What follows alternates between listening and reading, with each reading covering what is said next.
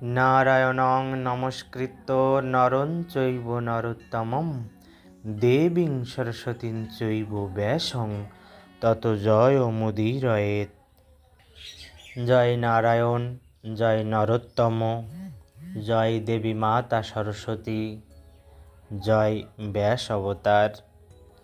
মহাভারত অনুশাসন পর্বে পিতামহ ভীষ্ম কর্তৃক যুধিষ্ঠিরের বিবিধ প্রশ্নের উত্তর এবং দানের উপযুক্ত উত্তম পাত্রের লক্ষণ তিনি জানাচ্ছেন। যে দানের উপযুক্ত উত্তম পাত্র কে, তাদের লক্ষণ কি, কারা এই দানটি পেতে পারেন, এবং বিবিধ প্রশ্নের উত্তর দিচ্ছেন যুধিষ্ঠির মহারাজের মহামতি ভীষ্ম। যুধিষ্ঠির জিজ্ঞাসা করলেন, পিতামহ, যেসব ব্যক্তি যথার্থভাবে জীবন অতিবাহিত করতে চায় তাদের কি করা উচিত? কিরূপ স্বভাব ধারণ করে জীবন যাপন করা উচিত? ভীষ্ম বললেন, পুত্র, শরীরের 3টি, বাক্যের 4টি এবং মনের 3টি, এইরূপ মোট 10 প্রকারের কর্ম ত্যাগ করা উচিত। হিংসা, চুরি এবং পরস্ত্রী গমন, এই 3টি শরীর দ্বারা হওয়া পাপ, এগুলি সর্বতোভাবে পরিত্যাগ করা কর্তব্য। বৃথা বাক্য ব্যয়, বৃথা যারা কথা বলেন শুধু শুধু, সেই বৃথা বাক্য ব্যয়, নিষ্ঠুর কথা বলা, পরনিন্দা ও মিথ্যা বলা, এই 4টি বাক্য দ্বারা হওয়া পাপ।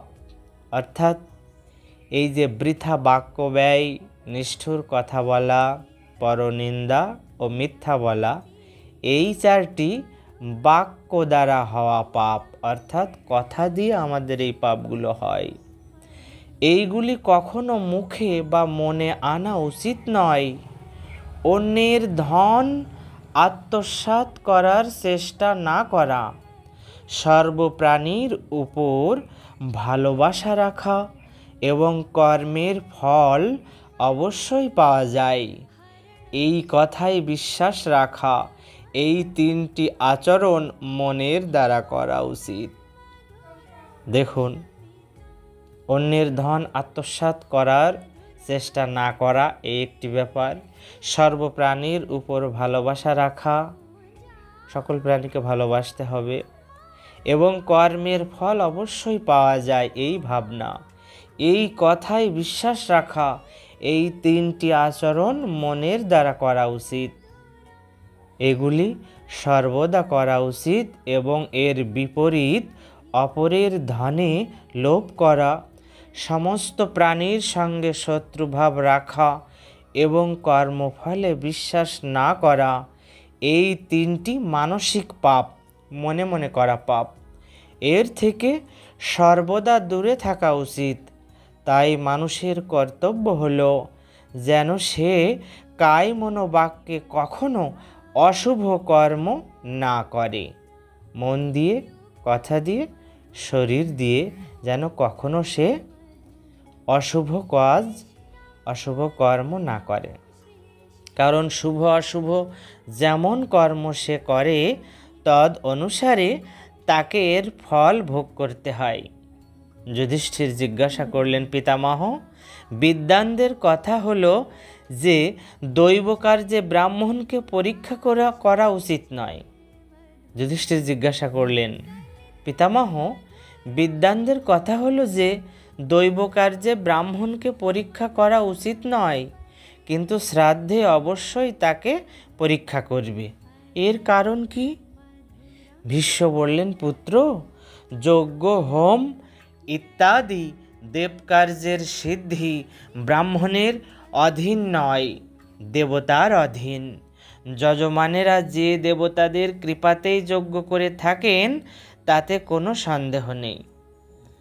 যজমানেরা যে দেবতাদের কৃপাতেই যজ্ঞ করে থাকেন তাতে কোনো সন্দেহ নেই, কিন্তু শ্রাদ্ধ কর্মের সিদ্ধি ব্রাহ্মণদেরই অধীন।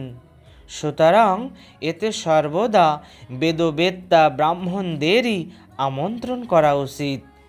বুদ্ধিমান মার্কেন্ডেয় অনেক আগেই কথা বলে রেখেছেন, অর্থাৎ বেদ সম্পর্কে ভালো যার জ্ঞান আছে, বেদ সম্পর্কে জানা যে ব্রাহ্মণ, সেই ব্রাহ্মণদেরই আমন্ত্রণ করা উচিত শ্রাদ্ধ কর্মের সিদ্ধির জন্য, সফলতার জন্য।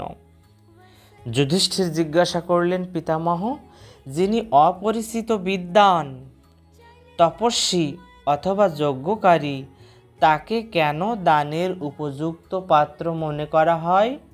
ভীষ্ম বললেন, এই বিষয়ে পৃথ্বী, কাশ্যপ, অগ্নি এবং মার্কেন্ডেয় মুনি, এই চারজন তেজস্বীদের মত তুমি শোনো। পৃথ্বী বললেন, মহাসাগরে নিক্ষিপ্ত মাটির ঢেলা যেমন তৎক্ষণাৎ গলে নষ্ট হয়ে যায়, তেমনি যাজন, অধ্যাপন এবং প্রতিগ্রহ, এই 3 বৃত্তি দ্বারা জীবিকা নির্বাহকারী ব্রাহ্মণের সমস্ত দুষ্কর্ম বিনাশপ্রাপ্ত হয়। অর্থাৎ যাজন, অধ্যাপন, পাঠ করা, শেখানো এবং দান গ্রহণ করা, লোকের বাড়িতে অনুষ্ঠান করা, পাঠ করা, শিষ্য বা অপরকে শেখানো, পড়ানোর মাধ্যমে এবং প্রতিগ্রহ, দান গ্রহণ করা, এই 3 বৃত্তি দ্বারা জীবিকা নির্বাহকারী ব্রাহ্মণের সমস্ত দুষ্কর্ম বিনাশপ্রাপ্ত হয়।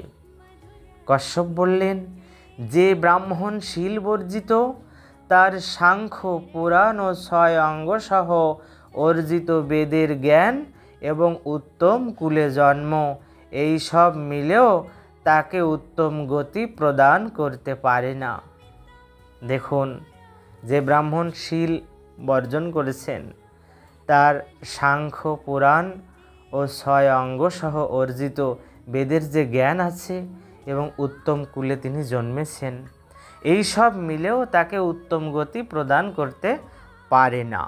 অর্থাৎ তিনি যে ভালো মহৎ মহৎ গুণগুলো বর্জন করেছেন, সেই গুণের, সেই মর্যাদার অভাবে তার কিন্তু সমস্ত জ্ঞান, বেদের জ্ঞান, উত্তম কুলে জন্ম, সব কিছু মিলেও তাকে কিন্তু উত্তম জায়গায়, উত্তম লোকে স্থান দিতে পারেন না প্রভু তার কর্মের ফলে। অগ্নি বললেন, যে ব্রাহ্মণ অধ্যয়ন করে নিজেকে অত্যন্ত বড় পণ্ডিত বলে মনে করেন এবং নিজ পাণ্ডিত্যে গর্ব করেন এবং যিনি নিজের বিদ্যাশক্তির দ্বারা অন্যের যশ নাশ করেন, কোনো কোনো জায়গায় গিয়ে নিজে যে বেশি পণ্ডিত সেটাকে প্রকাশ করা করে, আর যারা যারা ওখানে ছিলেন পাঠের মাধ্যমে হোক বা আলোচনার মাধ্যমে হোক তাদেরকে পরাস্ত করা এবং সকলের উপরে স্থান লাভ করার যে মানসিকতা, এরকম যদি কোনো ব্রাহ্মণ করেন তাহলে তিনি ধর্মভ্রষ্ট হয়ে সত্য পালনে বঞ্চিত হন, তাই তিনি বিনাশশীল লোক প্রাপ্ত হন। অর্থাৎ যে লোকে গেলে সাথে সাথে সেখান থেকে ফিরে আসতে হয়, আবার জন্ম হয়, সেখানে কিন্তু তাদের আসতে হবে। তাই মার্কেন্ড বললেন, যদি তুলাদণ্ডের একদিকে 1000 অশ্বমেধ যজ্ঞ এবং অপর দিকে সত্যকে রেখে ওজন করা হয়, তাহলে অশ্বমেধ যজ্ঞের ফল হয়তো সত্যের অর্ধেকের কাছাকাছিও হবে না। অর্থাৎ দাড়িপাল্লায় যদি একদিকে 1000 অশ্বমেধ যজ্ঞের ফল চাপানো হয় এবং অন্য পাল্লাতে সত্যকে রাখা হয়, তাহলে অশ্বমেধ যজ্ঞের যে ফল, মার্কেন্ড মুনি বলছেন, সে অশ্বমেধ যজ্ঞের ফল হয়তো সত্যের অর্ধেকের কাছাকাছিও হবে না। অশ্বমেধ যজ্ঞ উপরে উঠে থাকবে, সত্যর পাল্লাটা নিচে নেমে যাবে। অশ্বমেধ 1000 অশ্বমেধ যজ্ঞের ফল কিন্তু সত্যের অর্ধেকেরও কাছাকাছি হবে না। ভাবুন, ভীষ্ম বললেন, যুধিষ্ঠির, এইভাবে অপার তেজস্বী পৃথ্বী, কাশ্যপ, অগ্নি এবং মার্কেন্ডেয় ব্রাহ্মণদের বিষয়ে নিজেদের মত জানিয়ে চলে গেলেন। যুধিষ্ঠির জিজ্ঞাসা করলেন, পিতামহ, ব্রহ্মচারী ব্রাহ্মণ যদি শ্রাদ্ধে আহার করে তাহলে তার ব্রত নষ্ট হওয়ায় তাকে প্রদত্ত দান কি করে সফল হবে? যুধিষ্ঠির জিজ্ঞাসা করছেন, হে পিতামহ, ব্রহ্মচারী ব্রাহ্মণ যদি শ্রাদ্ধে আহার করে, খেয়ে নেয়, তাহলে তার ব্রত নষ্ট হয়ে যাবে। তো তাকে প্রদত্ত দান আমরা যদি দান করি কি করে সফল হবে? ভীষ্ম বললেন, রাজন, গুরু যাকে নির্দিষ্ট বৎসর পর্যন্ত ব্রহ্মচর্য ব্রত পালন করার আদেশ দেন তাকে আদিষ্টি বলা হয়। এরূপ বেদ পারঙ্গম আদিষ্টি ব্রাহ্মণ যদি শ্রাদ্ধের ভোজন করেন তাহলে তার ব্রত স্বতই নষ্ট হয়ে যায়, এতে দাতার দান দূষিত হয় না। ভীষ্ম বলছেন যে বেদ পারঙ্গম আদিষ্টি ব্রাহ্মণ যদি শ্রাদ্ধের ভোজন গ্রহণ করেন তাহলে তার ব্রত স্বতই নষ্ট হয়ে যায়, শাস্ত্রের নিয়ম অনুসারে নষ্ট হয়ে যাবে, কিন্তু তাকে যে দান করা হলো এতে দাতার দান দূষিত হয় না। অর্থাৎ শ্রাদ্ধের ভোজন গ্রহণে যোগ্য ব্রাহ্মণদের বিষয়ে স্মৃতিতে এইরূপ উল্লেখ পাওয়া যায়, কর্মনিষ্ঠাস্তপনিষ্ঠা পঞ্চাগ্নি ব্রহ্মচারিণ পিতৃমাতৃ পরাশ্চৈব ব্রাহ্মণা শ্রাদ্ধ সম্পদ এবং ব্রতস্থমপি দৌহিত্রং শ্রাদ্ধে যত্নেন ভোজয়েত। অর্থাৎ ক্রিয়ানিষ্ঠ, তপস্বী, পঞ্চাগ্নিসেবী, ব্রহ্মচারী ও মাতৃপিতৃভক্ত এই 5 প্রকারের ব্রাহ্মণ শ্রাদ্ধের সম্পত্তি তারা। এদের ভোজন করালে শ্রাদ্ধকর্ম পূর্ণভাবে সম্পন্ন হয় এবং নিজের কন্যার পুত্র যদি ব্রহ্মচারী হয়, নিজের মেয়ের ছেলে যদি ব্রহ্মচারী হয় তাহলে তাকেও যত্নপূর্বক শ্রাদ্ধে ভোজন করানো উচিত। এরূপ করলে শ্রাদ্ধকর্তা যিনি শ্রাদ্ধ করেন পুণ্যভাগী হন। শুধু শ্রাদ্ধেই এই ছাড় দেওয়া হয়েছে। শ্রাদ্ধ ব্যতীত অন্য কোনো কর্মে ব্রহ্মচারীকে প্রলুব্ধ করে যে তার ব্রতভঙ্গ করে, যে দোষের ভাগী হয় এবং তার প্রদত্ত দানেরও পূর্ণ ফল লাভ করে না।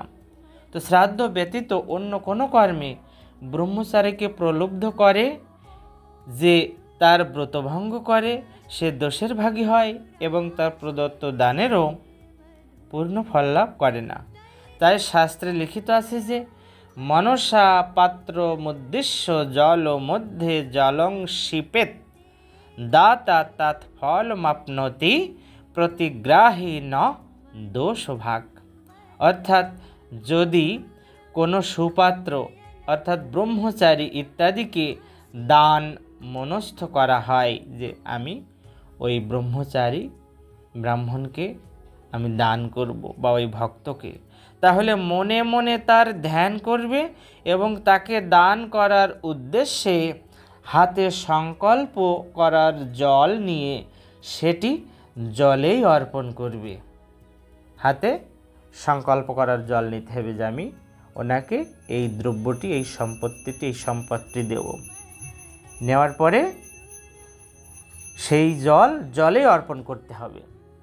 তাতে দাতা দান করার ফল প্রাপ্ত হয় এবং দান গ্রহীতাকে দোষের ভাগী হতে হয় না। যিনি ওই দানটি নেবেন তাকে কিন্তু দোষের ভাগী হতে হয় না। তো সৎ ব্যক্তিকে সম্মান জানানোর উদ্দেশ্যে এই কথা বলা হয়েছে। নীলকণ্ঠী টিকার আধারে এই কথাগুলি আছে। তাহলে একটি কথা দেখুন যে বেদ পারঙ্গম যে আদিষ্টি ব্রাহ্মণ তারাও যদি শ্রাদ্ধের ভোজন গ্রহণ করেন তাহলে তার ব্রত স্বতই নষ্ট হয়ে যায়। শ্রাদ্ধের ভোজন তারা গ্রহণ করা তাদের উচিত নয়, কিন্তু এতে দাতার দান দূষিত হয় না। সেটা এত বেলা আলোচিত হলো। যুধিষ্ঠির জিজ্ঞাসা করলেন, পিতামহ, বিদ্বানরা বলেন যে ধর্মের অনুষ্ঠান পদ্ধতি এবং ফল বহু প্রকারের, তো কৃপা করে বলুন তার কারণ কি? ভীষ্ম বললেন, পুত্র, অহিংসা, সত্য, অক্রোধ, কোমলতা, ইন্দ্রিয় সংযম ও সরলতা এগুলি ধর্মের নিশ্চিত লক্ষণ। তো ধর্মের নিশ্চিত লক্ষণ কি কি? অহিংসা, হিংসাহীন হওয়া; সত্য, অক্রোধ অর্থাৎ রাগ না থাকা; কোমলতা, নরম ভাব; ইন্দ্রিয়কে সংযম করা; ও সরলতা এগুলি ধর্মের নিশ্চিত লক্ষণ। যাদের ভিতরে এগুলো থাকবে তারা সত্যিই ধার্মিক। যারা নানা স্থানে পরিভ্রমণ করে ধর্মের প্রশংসা করে অথচ নিজেরা তা পালন করে না, নানা স্থানে ঘুরে বেড়াবে, ধর্মের আচরণ করে দেখাবে এবং ধর্মের প্রশংসা করবে, অথচ নিজেরা তা পালন করবে না, তারা পাষণ্ড। এই সব ব্যক্তিদের যারা রত্ন, অলংকার, গোধন বা অশ্বাদি দান করে তারা নরকে পতিত হয়। তো যারা ধর্মের স্বরূপ নিয়ে অন্যান্য জায়গায় গিয়ে ধর্মের আচরণ করেন কিন্তু নিজেরা মোটেই পালন করেন না, এই সব ব্যক্তিদের যারা রত্ন দান করেন, অলংকার দান করেন, গোধন অর্থাৎ গরু বা গাভী দান করেন, বা অশ্বাদি দান করেন, ঘোড়া বা অন্যান্য পশু, তারা নরকে পতিত হয়, তারা নরকে যাবেন, যারা দেবেন। তো যেসব মূর্খ বলি বৈশ্যদেবের সময়, অর্থাৎ বলি বৈশ্যদেব হচ্ছে মধ্যাহ্ন দুপুরে ভোজন গ্রহণের পূর্বে দেবতা আদির উদ্দেশ্যে প্রদত্ত যে আহুতি, তাকে বলা হয় বলি বৈশ্যদেবের সময়। ওই সময় বলি বৈশ্যদেব, ওই সময় আগত ব্রহ্মচারী ব্রাহ্মণকে অন্ন দান করে না। ওই সময় যখন আসবে দুপুরবেলায়, সেই ব্রহ্মচারী ব্রাহ্মণকে অন্ন দান করে না, তারা পাপময় লোক প্রাপ্ত হয়। যুধিষ্ঠির জিজ্ঞাসা করলেন, পিতামহ, উত্তম ব্রহ্মচর্য কি? ধর্মের সর্বশ্রেষ্ঠ লক্ষণ কি? সর্বোত্তম পবিত্রতা কাকে বলে? দয়া করে বলুন।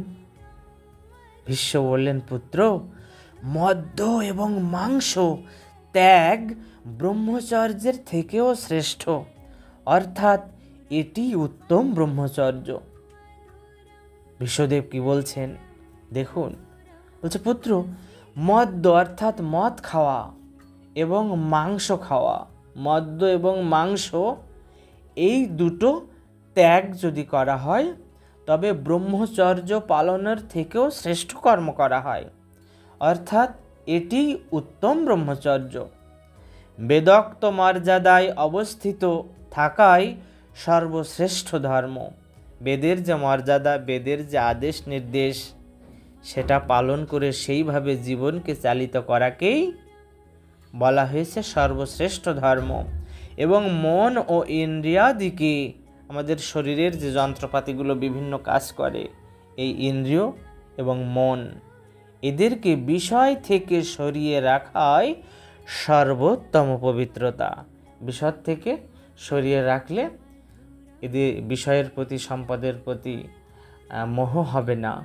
যখনই মোহ হবে না, তিনি কিন্তু সৎ পথে থাকতে পারবেন এবং ইষ্টদেবকে, ভগবানকে স্মরণে রাখতে পারবেন সমস্ত কিছু নিষ্কামভাবে।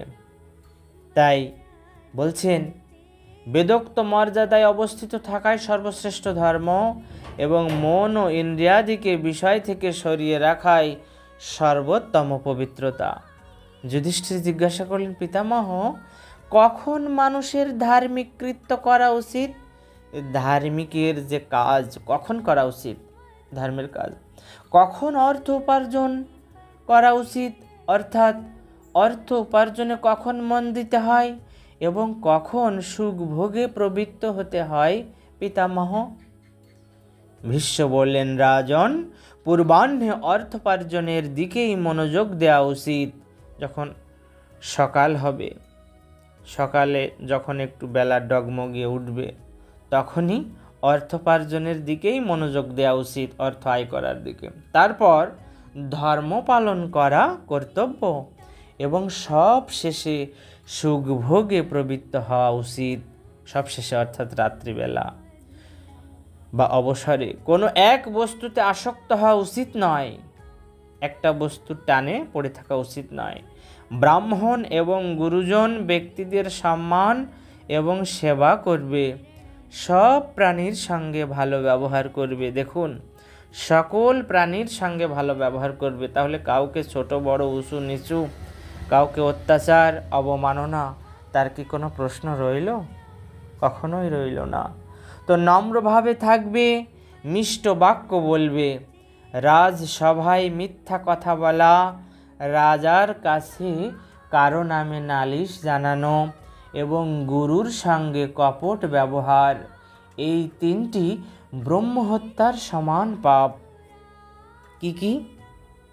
রাজসভায় মিথ্যা কথা বললে ব্রহ্মহত্যার পাপ হবে, রাজার কাছে কারোর নামে নালিশ যদি জানানো হয় তাহলে ব্রহ্মহত্যা করলে যেমন পাপ হয় তাই হবে, এবং গুরুর সঙ্গে যদি কপট ব্যবহার করা হয়, উল্টোপাল্টা ব্যবহার, ঠকানোর জন্য ধূর্ত ব্যবহার, তাহলে এটাও কিন্তু ব্রহ্মহত্যার সমান পাপ। এই তিনটিকেই ব্রহ্মহত্যার সমান পাপ বলা হয়েছে শাস্ত্রে। রাজার উপর হাত তুলবে না, গরুকে আঘাত করবে না, রাজার গায়ে হাত তুলবে না সুযোগ পেলেও, এবং রাজাকে কোনো ক্ষতি করবে না। গরুকে অর্থাৎ আমাদের গোমাতাকে, গাভীকে, গরু জাতিকে, গো জাতিকে আঘাত করবে না, তাদের গায়ে প্রহার করবে না, মারবে না, গরুকে মারবে না।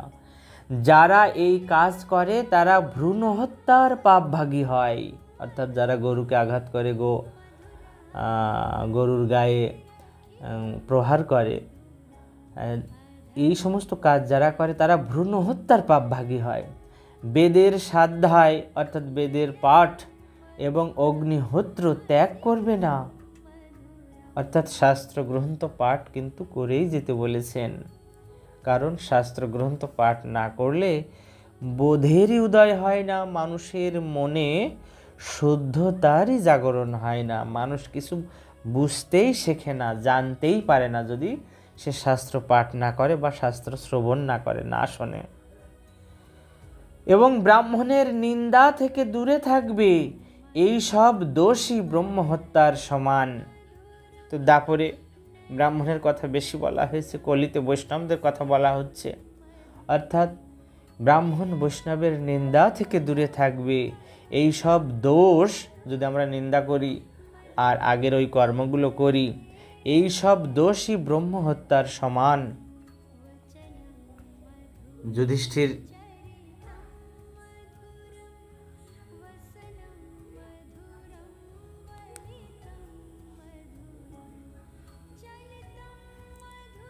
যুধিষ্ঠির জিজ্ঞাসা করলেন, কেমন ব্রাহ্মণদের সৎপুরুষ বলে মনে করতে হবে এবং কাকে দান করলে মহাফল প্রাপ্তি হয়? কোন ব্রাহ্মণকে দান করলে বা কাকে দান করলে মহাফল প্রাপ্তি হবে? যুধিষ্ঠির কিন্তু পিতামহকে জিজ্ঞাসা করে ফেলেছেন। জয়নিতাই।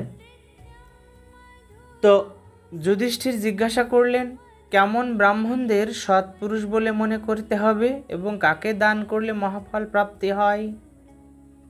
ভীষ্ম বললেন, যিনি ক্রোধ রহিত, যিনি অহেতুক রাগ থেকে মুক্ত, ধর্মপরায়ণ, সত্যনিষ্ঠ এবং ইন্দ্রিয় সংযম করে থাকেন, সেই ব্রাহ্মণকে সাধু পুরুষ বলে জানতে হবে এবং তাকে দান করলে মহাফল লাভ হয়। যার কোনো অভিমান নেই, যিনি সব কিছু সহ্য করে থাকেন, যার বুদ্ধি অত্যন্ত প্রখর, যিনি জিতেন্দ্রিয়, সমস্ত প্রাণীর হিতকারী এবং সকলের সঙ্গে বন্ধুত্বপূর্ণ ব্যবহার করেন, তাকে দান করলে মহাফল লাভ হয়। যিনি নির্লোভ, পবিত্র, বিদ্বান, দান গ্রহণে সংকোচ বোধ করেন, সত্যবাদী এবং কর্তব্যপরায়ণ, তাকে দান করলেও মহাফল পাওয়া যায়। যে ব্রাহ্মণ অঙ্গসহ 4 বেদ অধ্যয়ন করেন এবং ব্রাহ্মণোচিত 6টি কর্মে, অর্থাৎ ব্রাহ্মণদের যে 6টি কর্ম অবশ্য করা উচিত, যেমন অধ্যয়ন, অধ্যাপন, যজন, যাজন, দান এবং প্রতিগ্রহ, এই 6টি কর্মে ব্রাহ্মণোচিত উপায়ে যে ব্রাহ্মণ প্রবৃত্ত থাকেন, ঋষিগণ তাকে দানের উত্তম পাত্র বলে মনে করেন।